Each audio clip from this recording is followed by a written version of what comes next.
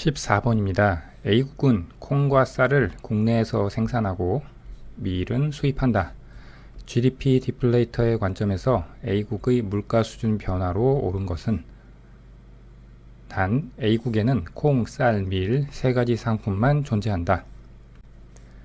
표를 보시면 상품이 콩, 쌀, 밀 세 가지가 나와 있고요. 기준연도와 비교연도에 대해서 각각 수량과 가격이 나와 있습니다. 보기를 보면 비교연도의 물가에 대해서 묻고 있죠. 그래서 우리는 기준연도 대비해서 비교연도의 물가가 얼마나 상승했는지를 GDP 디플레이터를 계산해서 도출을 하면 되겠습니다. GDP 디플레이터는 실질 GDP분의 명목 GDP에 곱하기 100을 한 것으로 계산이 됩니다. GDP 디플레이터를 계산하는 데 사용되는 이 GDP라는 것은 국내 총생산을 의미합니다. 일정 기간에 한 국가 내에서 새로 생산된 최종 생산물의 시장가치 합계를 의미하고요. 국민 총생산과 다른 점은 이 국가 내라는 점이 다른 것이겠죠. 국민 총생산 GNP는 한 국가 내가 아니라 국민들이 생산한 최종 생산물의 시장가치 합계가 되겠습니다. 그래서 이 문제에서 세 가지 상품이 나오는데 콩과 쌀은 국내에서 생산하기 때문에 이 GDP 계산에 포함이 되지만 밀은 수입하는 상품이기 때문에 GDP 계산에 포함되지 않습니다. 이 부분을 주의해서 풀어나가면 되는 문제가 되겠습니다. 그리고 이 GDP는 명목 GDP와 실질 GDP로 구분을 할 수 있습니다. 명목 GDP는 수량에 동일한 연도의 가격을 곱해서 계산을 하고요. 실질 GDP는 수량에 기준 연도의 가격을 곱해서 계산을 하게 됩니다. 그래서 명목 GDP와 실질 GDP 각각 기준 연도와 비교 연도에 대해서 계산이 되어 있습니다. 문제에서 주어졌지만 이 GDP를 계산할 때 밀은 제외를 하고 계산을 해야겠죠. 그래서 명목 GDP부터 보면 기준 연도 콩과 쌀에 대해서 수량과 가격을 각각 곱해서 계산이 되어 있고요. 비교 연도도 마찬가지로 콩과 쌀에 대해서 수량과 가격을 곱해서 계산이 되어 있습니다. 실질 GDP를 계산을 해보면 기준 연도부터 보겠습니다. 기준 연도는 수량이 콩이 2, 쌀이 3kg이 되죠. 그런데 가격은 기준 연도 가격을 써야 되니까 10과 20을 쓰면 되겠습니다. 그 다음 비교 연도 실질 GDP인데 여기서 주의를 하셔야겠죠. 비교 연도를 계산할 때는 수량은 비교년도의 수량인 3kg과 4kg을 써야 되지만 가격은 비교년도의 가격인 10과 20, 만원과 2만원을 써야 되겠습니다. 이렇게 명목 GDP와 실질 GDP를 구한 다음에 GDP 디플레이터에 대입을 해서 기준연도와 비교연도의 GDP 디플레이터를 각각 구하고 기준연도 대비해서 비교연도의 물가, 즉 GDP 디플레이터가 몇 퍼센트 변화를 했는지를 살펴보면 되겠습니다. 기준연도와 비교연도의 GDP 디플레이터를 계산을 해보면 기준연도는 실질 GDP와 명목 GDP가 같죠. 80으로 같기 때문에 80분의 80 대입을 해서 계산을 하면 GDP 디플레이터는 100이 나옵니다. 비교연도는 실질 GDP가 110, 명목 GDP가 125이고 대입해서 계산을 하면 113.6이 나옵니다. 그래서 기준연도와 비교연도의 물가 수준이 각각 100과 113.6으로 나오고 그러면 비교연도의 물가는 기준연도에 비해서 13.6%가 상승을 했음을 알 수 있습니다. 따라서 이 문제의 답은 1번이 되겠습니다. 15번 에디워스 박스를 사용한 일반 균형 분석에 대한 설명으로 옳지 않은 것만을 모두 고르면 단위 경제에는 A와 B 두 사람이 있고요. X와 Y 두 재화가 존재하고 재화의 총량은 X바와 Y바로 결정되어 있다고 되어 있습니다. 에디워스 박스를 그려보면 다음과 같습니다. 먼저 왼쪽 아래 모서리를 A의 원점으로 하고요. 오른쪽 위의 모서리를 B의 원점이라고 하겠습니다. 그리고 가로는 X제, 세로는 Y제가 되겠습니다. 먼저 A의 원점에서부터 생각을 해보면 오른쪽으로 갈수록 A가 소비하는 X제의 양이 증가하는 것을 의미하고요. 위로 갈수록 A가 소비하는 Y제의 소비량이 증가하는 것을 알 수가 있습니다. 반대로 B의 경우에는 왼쪽으로 갈수록 X제 소비량이 늘어나는 것이고요. 아래로 갈수록 Y제 소비량이 늘어나는 것이 되겠습니다. 그리고 이 박스의 크기를 알아야 되는데, 박스의 크기는 이 경제에 존재하는 A와 B 두 사람에게 주어진 X제와 Y제의 초기 소유량의 합을 의미합니다.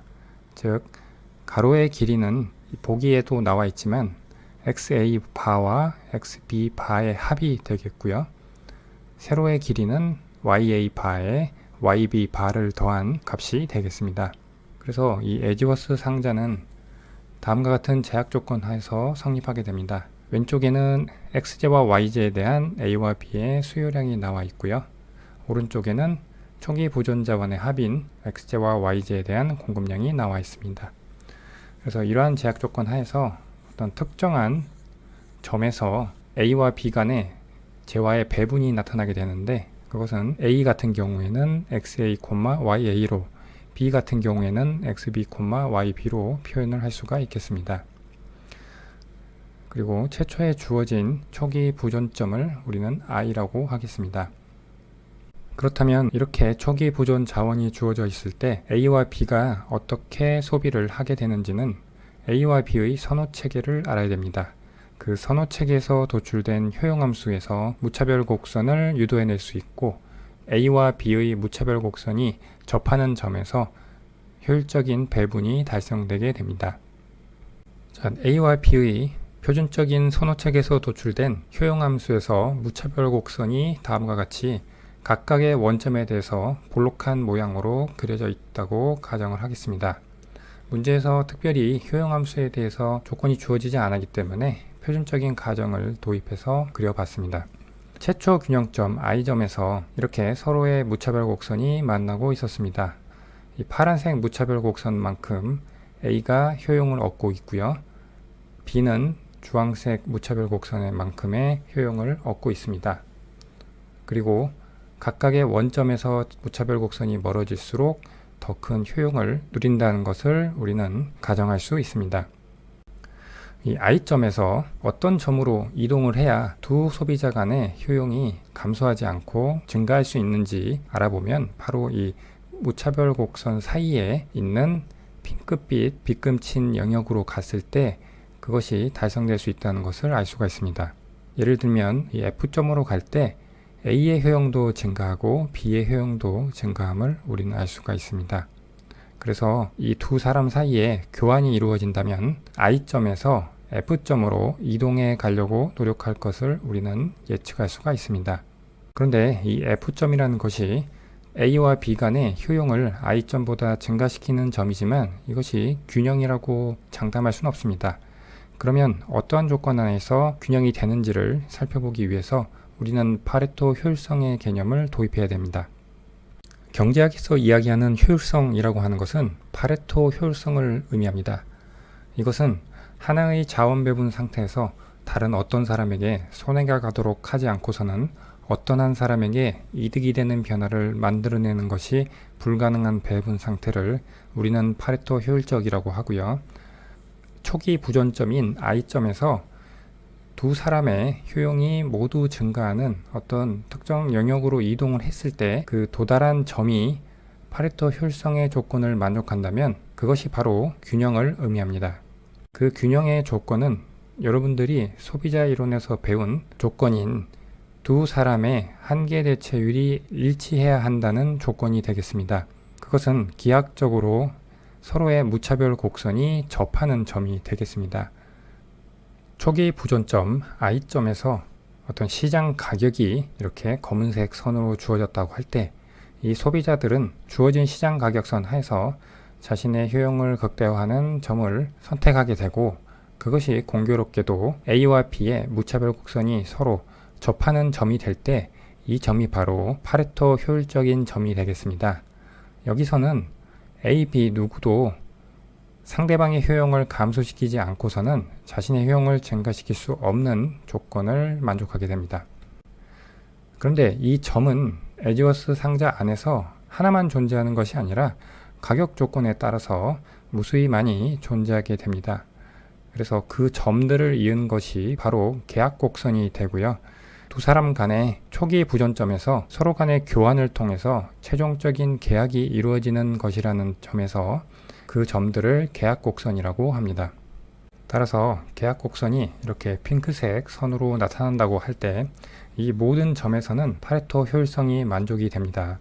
그리고 A와 B의 무차별 곡선의 기울기인 한계 대체율이 같아지는 조건을 만족하게 됩니다. 이제 보기를 하나씩 살펴보도록 하겠습니다. 기억, J와 XY의 가격이 변동할 때 계약 곡선은 이동한다. 지금 G라는 점에서는 A와 B가 XJ에 대해서 소비하는 양과 XJ의 공급량, 그리고 YJ에 대해서 소비하는 양과 YJ의 공급량이 정확히 일치하고 있습니다. 그런데 XJ와 YJ 가격이 변동하면 이 초기 부전점을 중심으로 해서 가격선이 회전을 하게 되는데 J와 XY의 가격이 변동해서 XJ의 상대 가격이 상승했다고 해보겠습니다. 그렇게 되면 상대적으로 비싸진 X에 대해서는 초과 공급이 나타나게 되고 상대적으로 가격이 저렴해진 YJ에 대해서는 초과 수요가 발생하게 됩니다. 그렇게 되면 XJ의 가격은 하락하고 YJ 가격은 상승하게 되는 조정 과정을 통해서 XJ 시장과 YJ 시장에서 A와 B의 XJ와 YJ에 대한 수요량의 합이 XJ와 YJ의 공급량의 합과 같아질 때까지 조정 과정이 일어나게 됩니다. 결론적으로 최종 균형은 A와 B의 무차별 곡선이 가격선과 일치하는 계약 곡선 선상의 점으로 가게 됩니다. 즉, J와 XY의 가격이 변동할 때 계약 곡선이 이동하는 것이 아니라 소비자들의 소비점이 이동을 하게 되는 것입니다. 그래서 기억은 틀린 보기가 되겠습니다. 니은, 계약 곡선은 분배적 형평성을 실현했음을 의미한다. 파레토 효율성이 만족되는 점이 계약 곡선이라고 했죠. 효율성이 만족되는 것이지 분배적 형평성이 만족되는 것이 아닙니다. 왜냐하면 이 계약 곡선 선상에서 극단적으로 소비점이 A의 원점이나 B의 원점에서 균형이 성립했다고 해보겠습니다. 만약 A의 원점이라면 A는 효용을 하나도 얻지 못하고 B만 자신의 효용을 극대화하는 점이고, 반대로 B의 원점은 A만 효용을 극대화하고 B는 효용을 하나도 얻지 못하는 상태가 되겠습니다.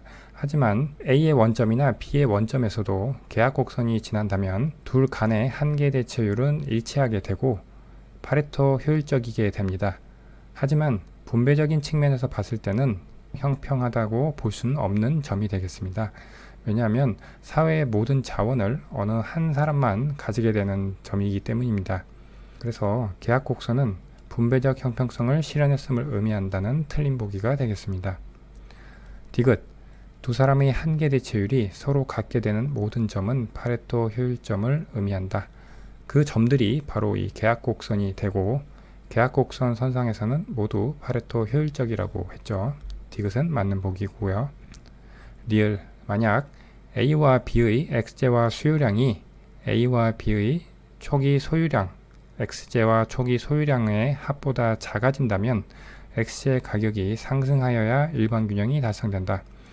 균형에서는 A와 B의 XJ와 수요량과 XJ와 초기 소유량, 즉 공급량이 같아져야 되는데 지금은 수요보다 공급이 더 많기 때문에 초과 공급의 상태라서 XJ의 가격이 하락을 해야 일반 균형이 달성되게 됩니다. 그런데 이것은 거꾸로 서술하고 있죠. XJ의 가격이 상승이 아니라 하락해야 되겠습니다. 문제에서 옳지 않은 것만을 고르라고 했으니까 디귿 빼고는 다 틀린 보기니까 기역, 니은, 리을을 고르고 있는 4번이 답이 되겠습니다. 16번, 다음 글에 따를 때 이경제의 민간저축으로 옳은 것은 이경제는 폐쇄경제이다. 그리고 국민소득은 소비 더하기 투자 더하기 정부지출 더하기 순수출의 합과 같다. 이것이 성립한다고 되어 있습니다. 그 다음 국민저축은 500, 조세는 200, 정부지출은 300이다. 이 경제는 폐쇄경제니까 국민소득 균형식에서 수출과 수입은 제로가 돼서 순수출은 0이 되겠죠. 그러면 국민소득 균형식은 국민소득은 소비와 투자, 정부 지출을 더한 것이 되고요. 여기서 소비와 투자를 왼쪽으로 넘겨서 정리를 한 다음에 민간저축과 정부저축으로 좌변을 쪼개기 위해서 조세 T를 빼고 더해 보겠습니다. 그러면 국민소득에서 조세를 뺀 가처분 소득에서 소비를 뺀 것이 민간저축 SP가 되겠고요.